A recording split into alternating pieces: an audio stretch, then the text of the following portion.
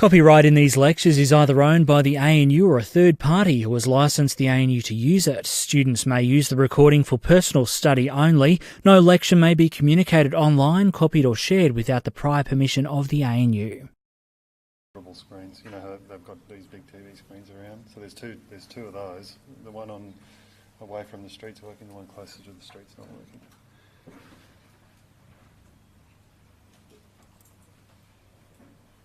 The screen's got nothing on it. The projector's got the ANU logo on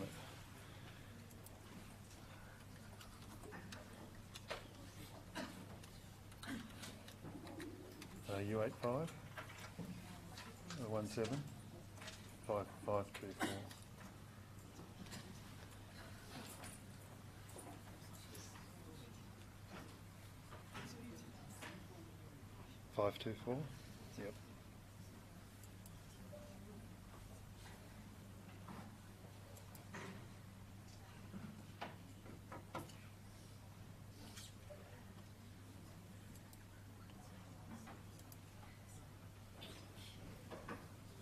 Well, my lecture started 1 minute ago, so I've probably got to go. But can you send someone over?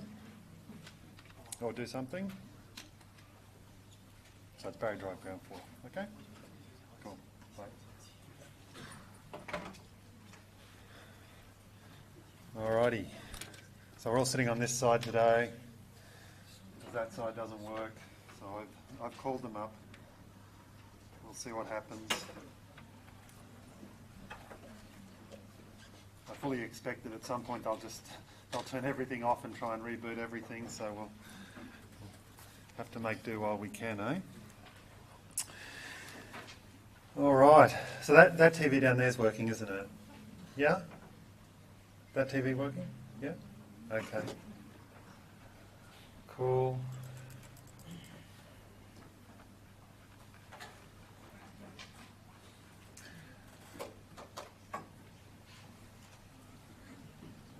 All right.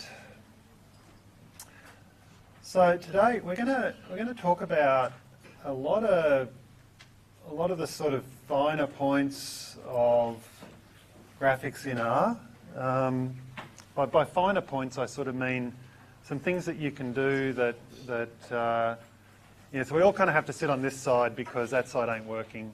So if you can sit so you can see this screen, that'd be awesome. Sorry, guys. I do anticipate that about halfway through it'll all spring to life, but then we can move. But we're kind of stuck with this at the minute. Okay.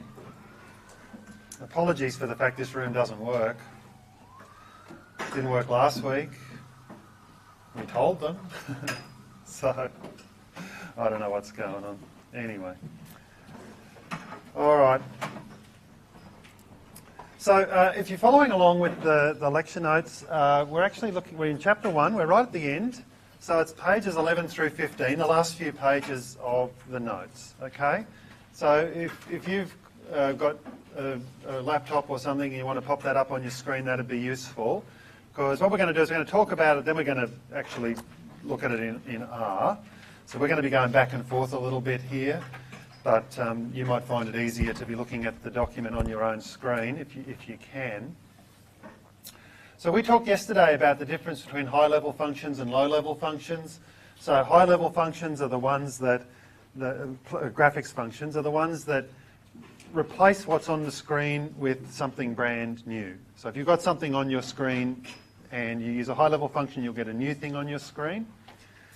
And then low-level functions are used to modify a graph that's already on the screen.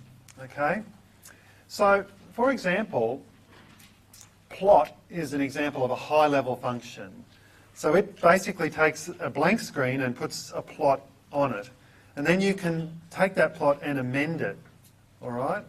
So we're going to try and do that. And so I'm going to do that live. I just wanted to show you that high-level functions have options that allow you to change things like titles and so on. R is not terribly flexible. Once something's on the screen, it's pretty hard to change it. Okay? This is just a feature of R. You can't go in and edit that graphic. So when you first construct a plot, you're going to want to make sure that it's got a title, right? That's what main does. And you want to make sure it has axis labels. That's what xlab and ylab do.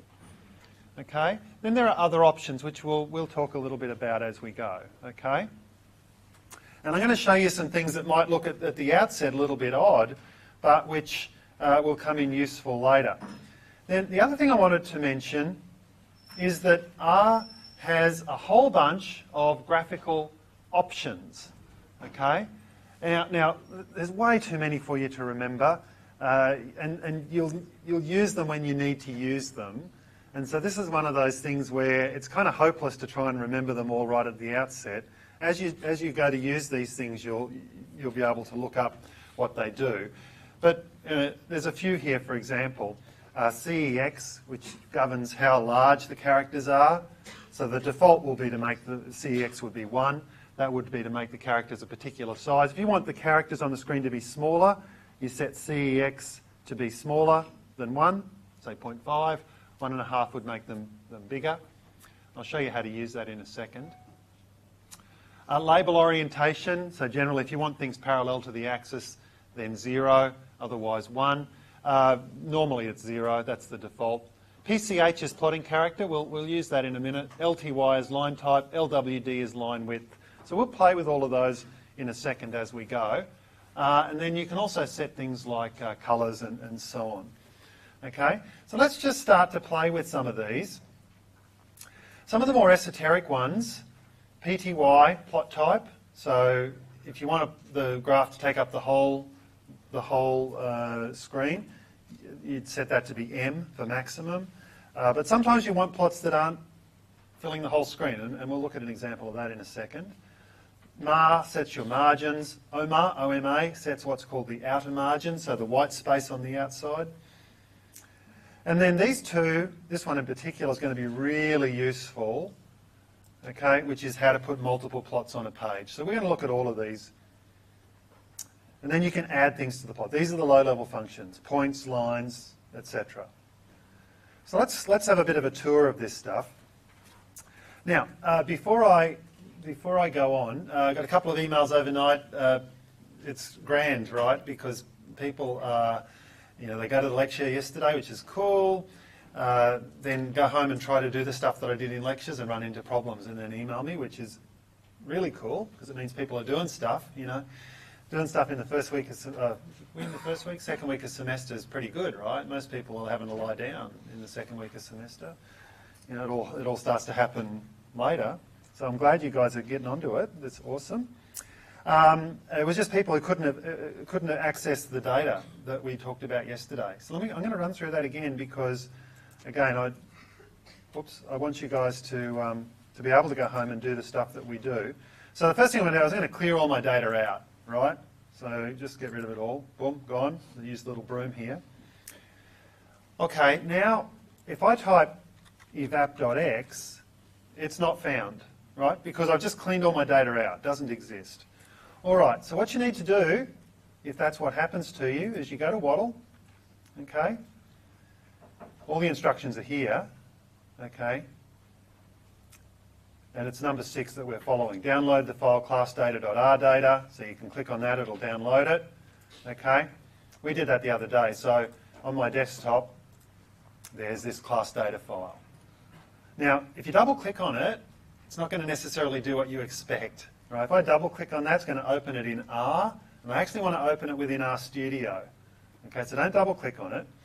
Go into RStudio, click on this little file open symbol, and then find that file, so it's on the desktop class data. And then as soon as you do that, all of those variables will suddenly appear. The command that actually did that is down here, you can see it. All right. And now if I type evap.x, evap.x, the data's all there. Okay, so that's how you get the data. So useful to remember. All right, so what we're going to do is we're going to plot, I think we plotted z, 2 versus z, 4. Okay, so there's my basic, whoa, z's not what I think it is it? z equals evap.x, because I just got rid of all my data. Okay, so that's my basic scatter plot. All right, so let me make that plot big enough for you to see. All right, so now let's try and do some of the things that we talked about in terms of changing this graphic up. Okay, so I'm just going to start by giving it a title. So main equals, hello. I'm going to just use silly titles because it's much easier to type than something longer. xlab equals, I think it was one of the soil temperatures, but I'm going to call it variable 1. You can call these whatever you want, right? ylab equals var 2. Okay, so that's going to set up the plot in its basic form. It's got a title at the top, it's got things at the sides. Okay? Now, you might say to yourself, that title's pretty small. I can't really read it. Sitting at the back of the room probably can't read anything, right, because of the way this room's configured. So I'm going to try and make that title bigger. Okay? Now, I can't just make it bigger. I have to redo the plot. And this is why you do everything in the script editor, right? So I'm going to go par, brackets, cex equals 2. Okay? So I'm going to expand the characters, double their size. Then I'm going to redo that plot. And you'll notice how everything got bigger. Okay? Everything got bigger. Now that might not be what I wanted to have happen, right? I might have only wanted the title to get bigger.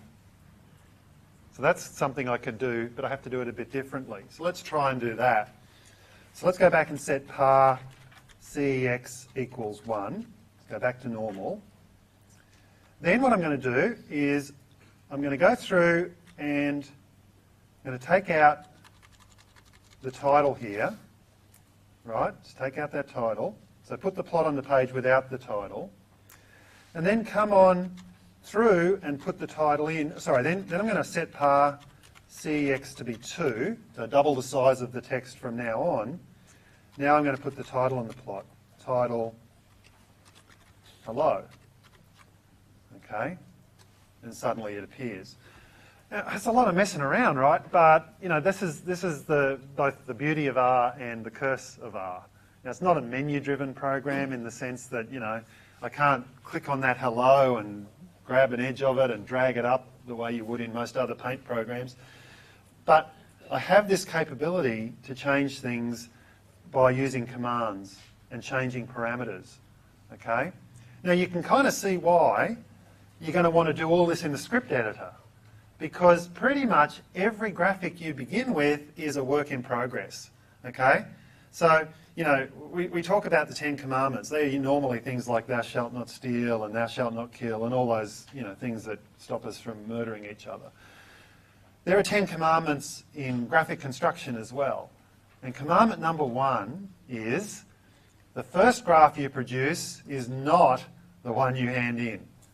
There'll be something wrong with it, right? Every graphic you produce should be an iterative effort, right?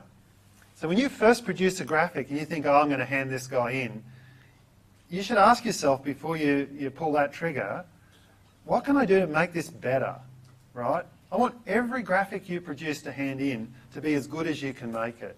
And that generally won't be what you first did. Most of the graphics you do when you first do them, you sort of roughly do them just to get an idea of where you are and what you're trying to show me. And then you're going to polish them up. I want every graphic to look like it's been polished up. So I'm going to set par cex back to 1 now, because it's still sitting at 2. Okay. And there's my graphic. All right, so now what I'd like to do next is something that might seem a little bit strange, but let's do it. I'm going to go through, I'm going to redo the plot, okay? But then I'm going to go type equals n. Type equals n. So what that produces, so I've plotted Z2 versus Z4. Type equals n says don't print any of the points. So I'm producing an empty graphic. Then I'm going to go through and put my title on. okay, as I did before. And now what I want to do is I'm going to put the points on, but I'm going to put them on in a specific way, okay? So this is just for fun, right? I don't have a good reason to do this, but I'm going to do it anyway. Now I'm going to go points, and I want Z2, comma, Z4, colour equals red. And all the points there appear now are in red. Okay? And I've added them separately. Okay, so I can get colours on that way. That can't be good. All right, let's go back with my blank plot and let's do that sort of thing again. So I'm going to go through, whoops, I didn't want to do that. Just cycling through. So there we go, blank plot again. Put the title on.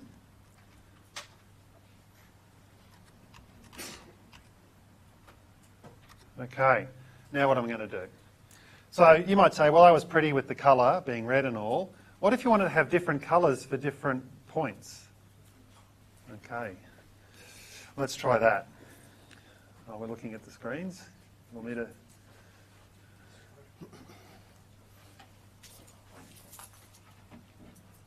Continue going if you want. That's all right. It's more fun to watch.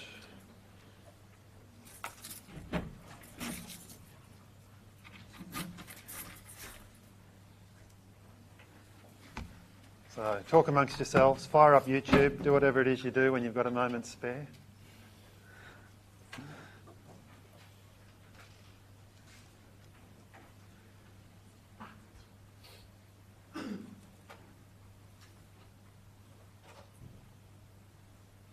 You're very quiet for people talking amongst yourselves.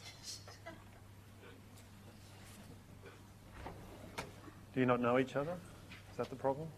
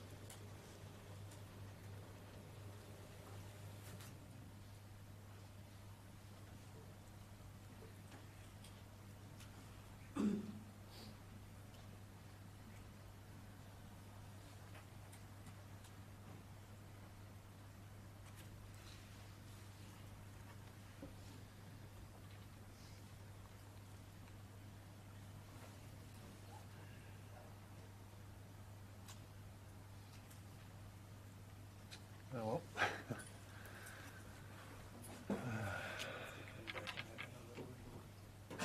No worries. There's one monitor and one projector that's not going. Yeah, it's just all that side, so I don't know what's going on. I've rebooted everything from in here that's rebootable. Yeah, okay. I mean, my class is all sitting over this side, so we can cope. It's the next. Yeah, like I said, I'll get it back in here. Yep.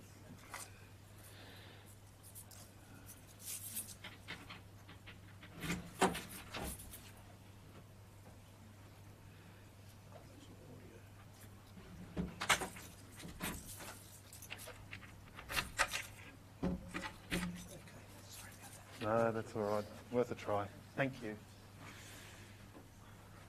All right. Well, good news is none of you have to move. So there you go. You can all stay seated where you are. It's all good. Okay, what am I going to do here? All right, so I've got a blank slate. So what I'm going to do is I'm going to put half the points on, or some number of points on, in one colour, and then other points on in another colour.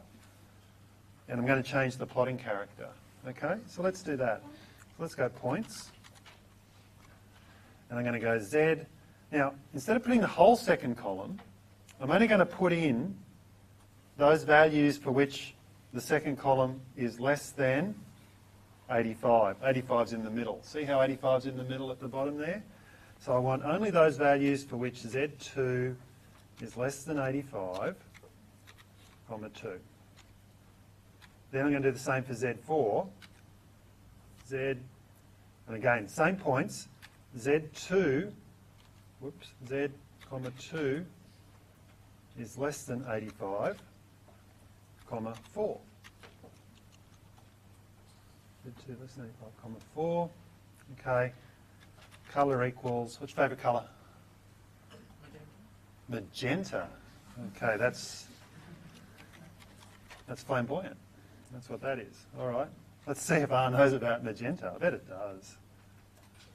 So look at that. Oh, good. It's very pretty. Thank you. That's awesome. All right. So see how only the points on that side appeared? All right. That's using plotting character 1. Plotting character 1 is an empty circle. Okay? It's an empty circle. Let's put the others on. So now I'm going to, instead of less than 85, I'm going to go greater than or equal to 85. Okay? Greater than or equal to 85. Who's got another colour for me? Turquoise. Oh my God. Let us know about that. Turquoise. Turquoise. Let's see if it's right. And now we're going to go PCH equals 16. And there we have it. So it is turquoise. That's cool. You'll notice instead of empty dots, I've got full dots now. Okay. So you can sort of see the kind of control you can get over the graphs you produce, right? Now, all I've done is printed in one half, then the other half. But there might be very good reasons you want to print different points. For instance, the first half might be males and the second half might be females, and you want that to be rendered on your graph, okay? And you do all this by using the features of the options you have for printing different kinds of colours and different kinds of points. So PCH equals 1, which is the default. PCH is plotting character, gives you an empty circle. PCH equals 16 gives you a full circle. Okay? In between 1 and 16, there's all different shapes of characters, right? So we could have gone and done it a bit differently. Let's very quickly show you that. So there's the empty plot again. I won't bother putting the title on this time. And now I'm going to come and put the points in. Where is it? Right. PCH equals 2. That'd be triangles, okay?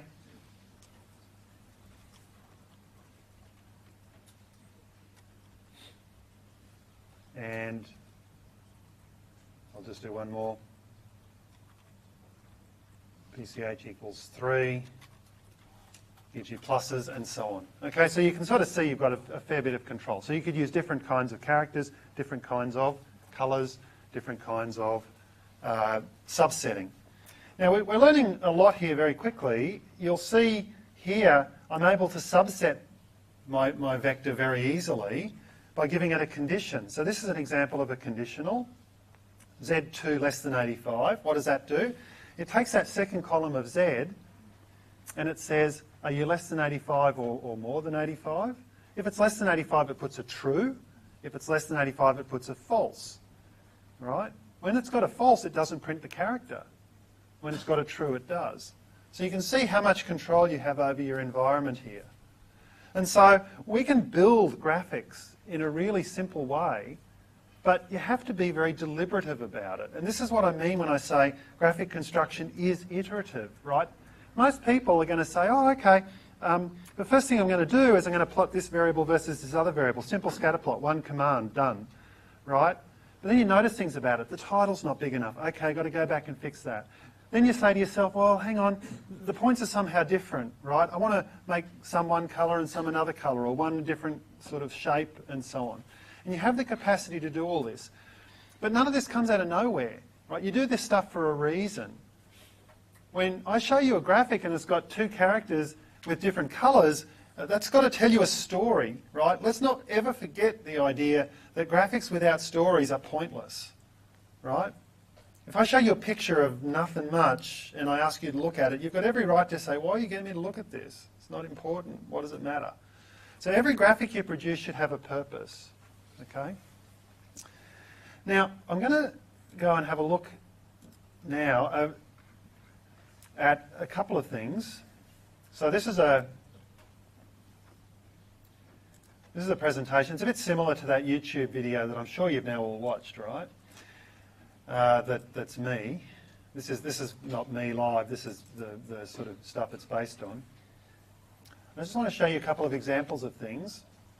So I don't know if you've already looked at this. Some of you will have, and some of you won't have. And that's cool. PowerPoint is thinking hard about doing something. I don't know what it's thinking about doing. It's processing. What's it process? Oh, there we go. Okay. All right. So, I'm just going to take you quickly through some of this. Now it's thinking again. Come on. Oh, no. Oh, yes.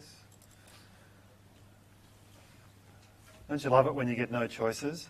PowerPoint has stopped working, gives you an option, close the program. So you sort of figure, well, if I say no to that, it won't. No, it's going to close the program anyway, right? Oh, well. Okay, so let's try again. See if we can get further. There we go. Okay, so this is a graphic, some real data. So there's a picture in there. Who can tell me what it is? If you've looked at it before, you know what it is because you know what the next slide is. If you haven't looked at it before, so I'm really relying on people not having done any of their homework. All good? Not a bad bet, right? Okay, so what's that a picture of? He knows. You've looked at it or you see it? Do you see it? You watched it? That's cool. That's cool. That's fantastic. Someone's watched my video. That's a lot. Oh, did you hit like? Oh, that's awesome. All right. Let me show you what this is a picture of. Okay. That's the same data. Okay. Now, what's that a picture of? Everyone should answer this one, right? It's a sine wave, waveform, whatever. Yeah, it's something like that. Now, this is the same data. Now, I changed something from one graphic to the next. What did I change? Yeah, it's called the aspect ratio, right? Instead of the thing filling the whole page, I made it squished so that it's long but squat. Okay? All right, now, have a look at this one again. Can you see the pattern now? Still can't see it? All right. Have a look at that. Go back. Can you see it now? Who can see it now? A few people. Who still can't see it? Cool. Okay. So what's stopping you seeing it? Because you know the answer, right? You know the answer. Your brain's locked that in. Right? You're smart people. You know what to do. Come back here. What's stopping you not seeing it? What's stopping you?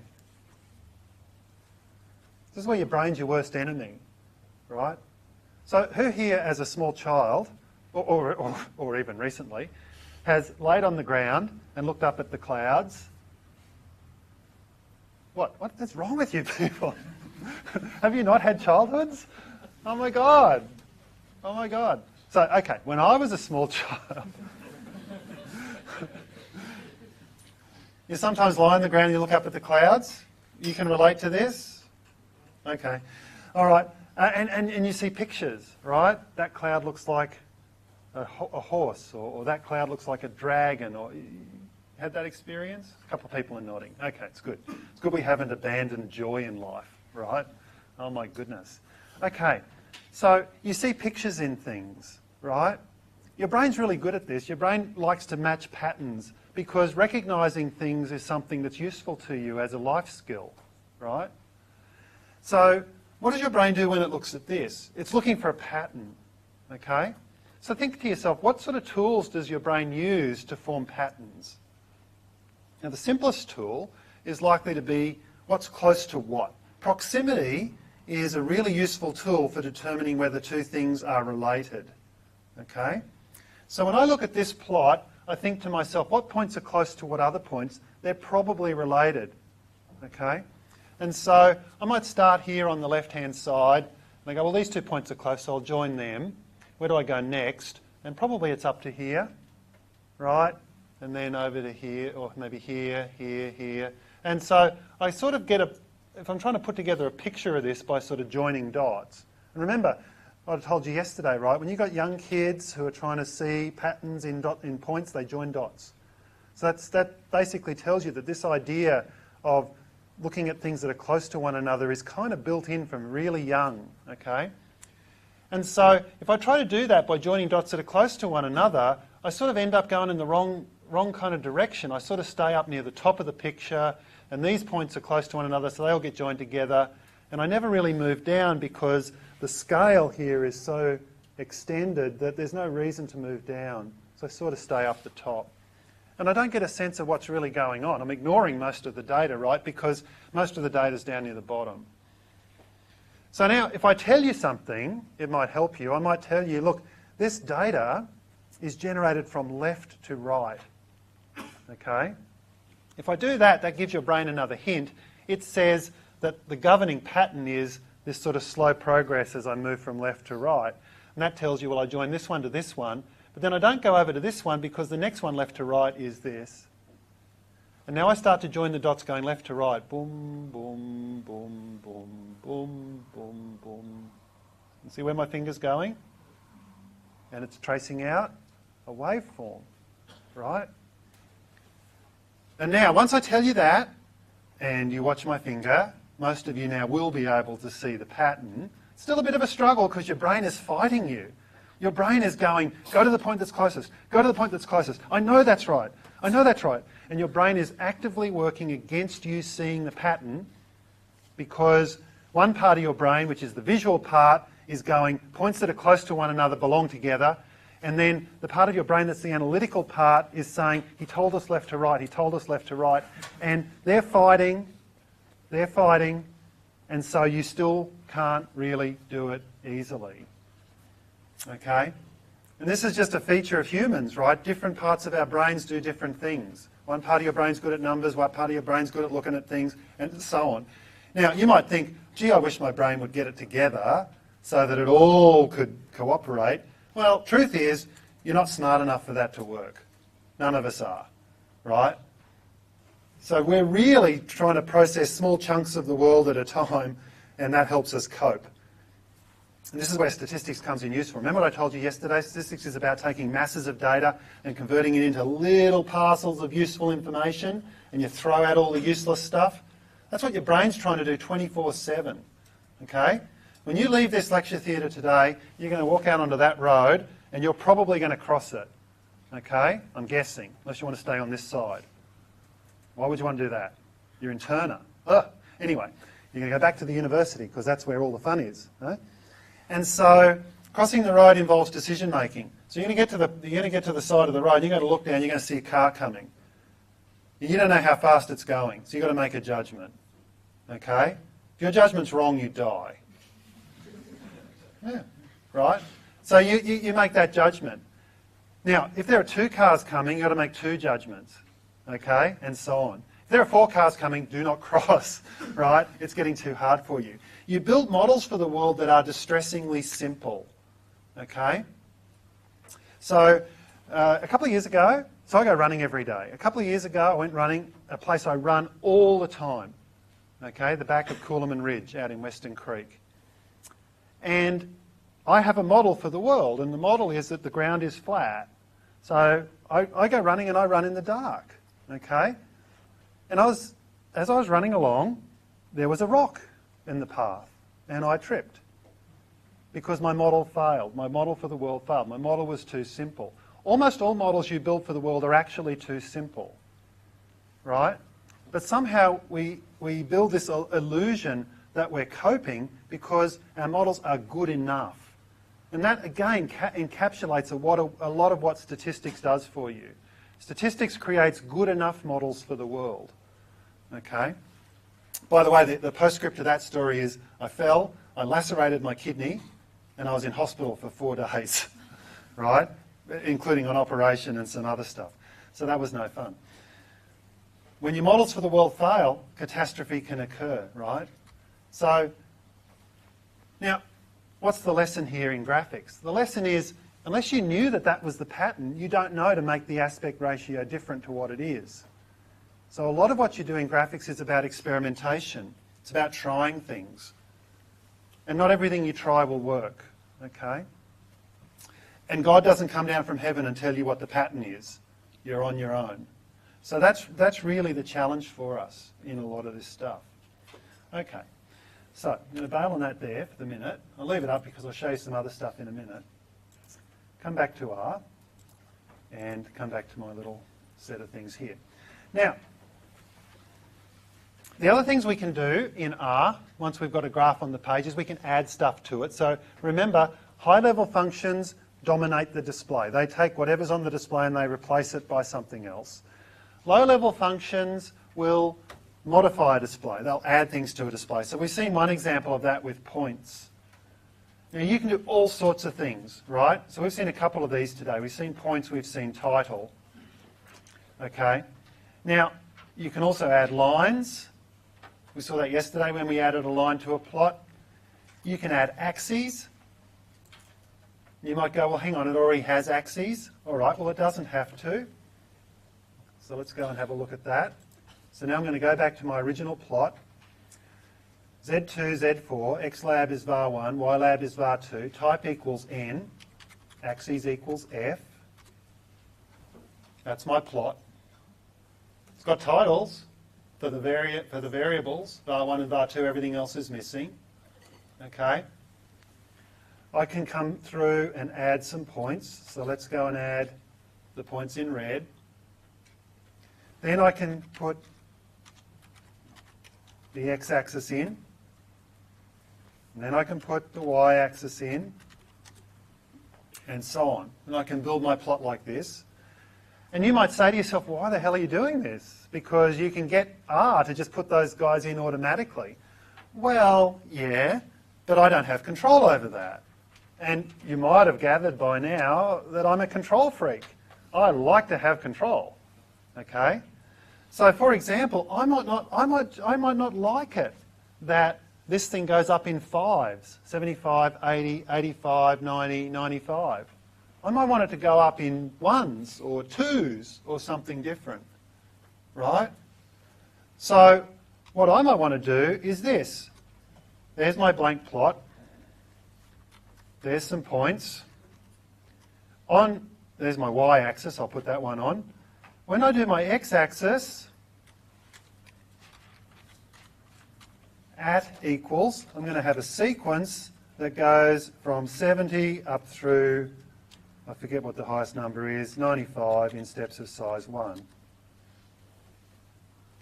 Okay, and now look at my y-axis. It's got every number there. And I have control over that. And I don't have control if I just let R do its automatic stuff. Okay? Now, you know, it's week 2 of the course, right? So I don't expect you guys to be able to go home and just do all this stuff.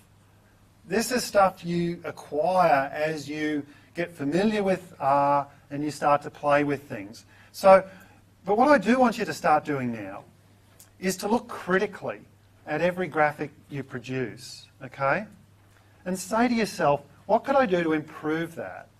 Now, if the answer to what can I do to improve that is put more tick marks on the x-axis, then ask yourself the question, how do I do that?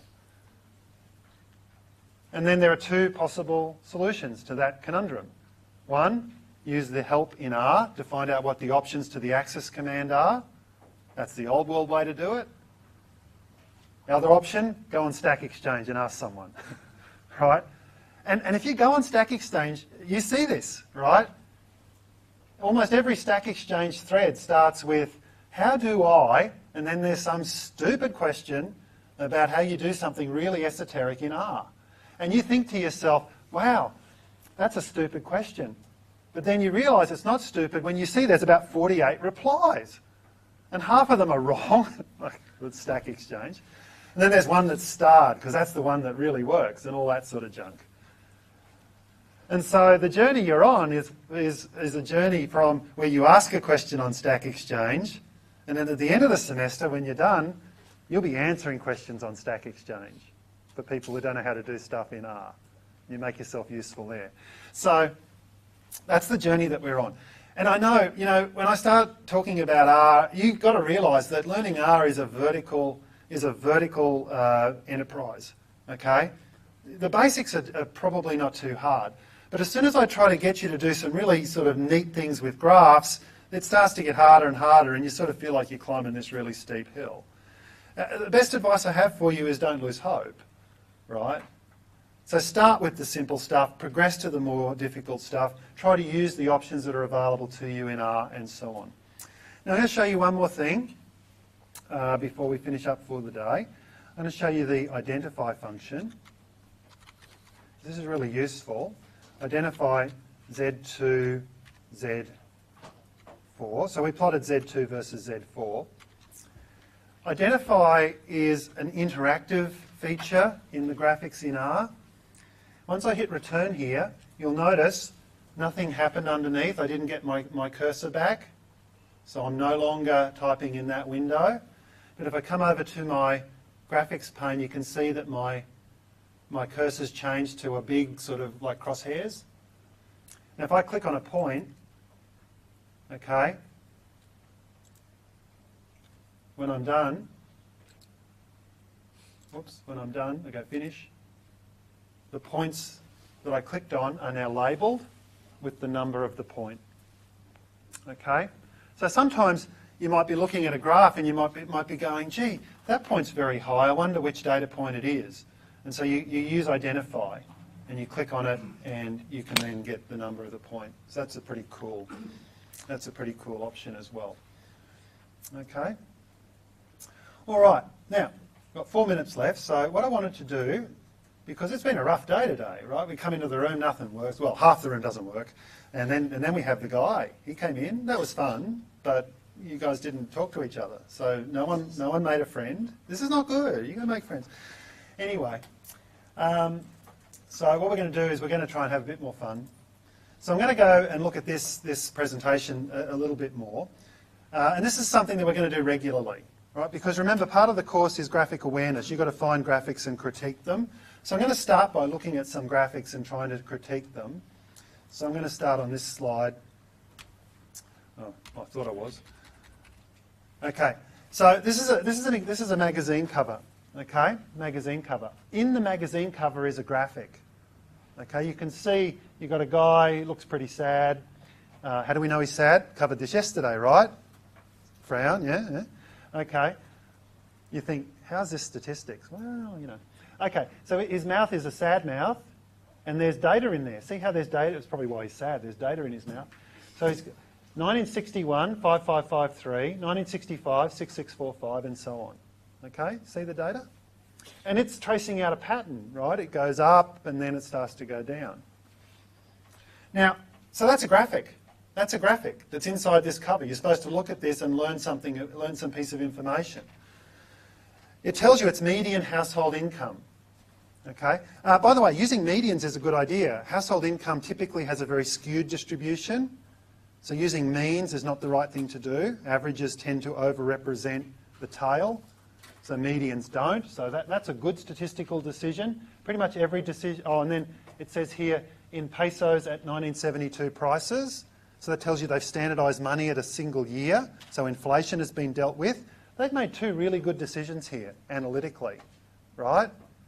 Then it falls apart. Look at the graphic. Look at the graphic. 1961, 1965, 1971, 1985. There's 4 years between here and here. There's 6 years between here and here. There's 14 years between here and here. What happened, right? Shouldn't it be getting wider? Absolutely. What happens if it gets wider? Two things. First of all, the graph is more accurate. Second of all, it doesn't look like a mouth anymore. So there's a problem here, right? The statistician says, well, a year is a year is a year, so it should get wider because 14 is bigger than 6, which is bigger than 5. Yeah, or 4. Okay? And then the graphic artist says, but then it doesn't look like a mouth. And guess who won? The graphic artist. Okay, other subtle things are going on. 5808. Is that bigger or smaller than 5553? Not a hard question. It's bigger, right? So shouldn't this be above that? Yeah? So, in other words, the integrity of the data has been abandoned so that this can look like a mouth. Okay? Now, this happens all the time when people produce graphics for mainstream media, or, as some would call it, the fake news. And this is fake news because it's fundamentally wrong. Okay? So, we can take this graphic and we can fix it. So this is the graphic done in R. And so what I've done is I've just used the same defaults that Excel would use. If you use Excel to produce a graphic,